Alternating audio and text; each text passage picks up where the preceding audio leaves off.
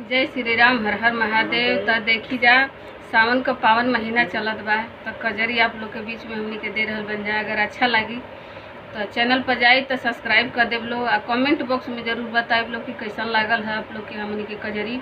और फेसबुक पर जाई तो शेयर कर देव लोग, आ कमेंट बॉक्स में बताए लोग, एक लाइक ज़रूर कर देव लोग। देखी जा कैसे बा धान रोपे जा तड़ी तो कैसे कह तड़ी अपने आदमी से, ना उनकर माई छुई है ना बाबू छुई है, तो भाई औरत लोग कितना का करी है। सही बात। हाँ तो देखी गाना बा, लड़कियाँ खेलाई है कि धान लगई है। हाँ तो देखी कैसे बा। पिया लइकन के हमरा खेलावल कर, झुनझुना बजावल कर ना। पिया लइकन के हमरे खेलावल कर, झुनझुना बजावल कर ना।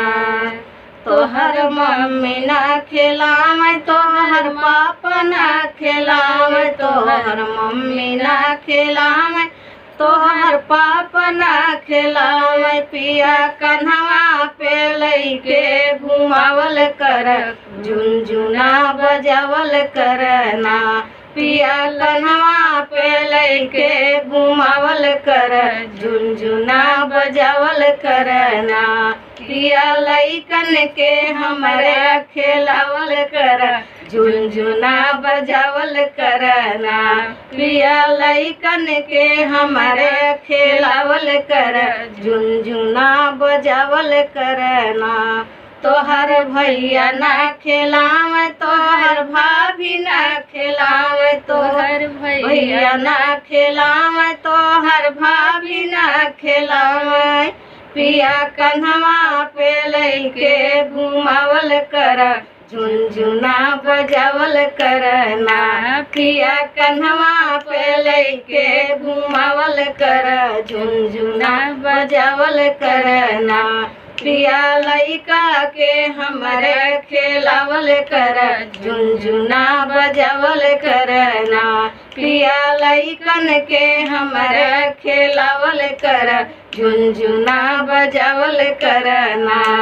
तोहर बहिना खिलावे, तोहर जीजा ना खिलावे, तोहर बहिना खिलावे, तोहर जीजा ना खिलावे। पिया कन्हवा पे लइके घुमावल कर, झुनझुना बजावल कर ना।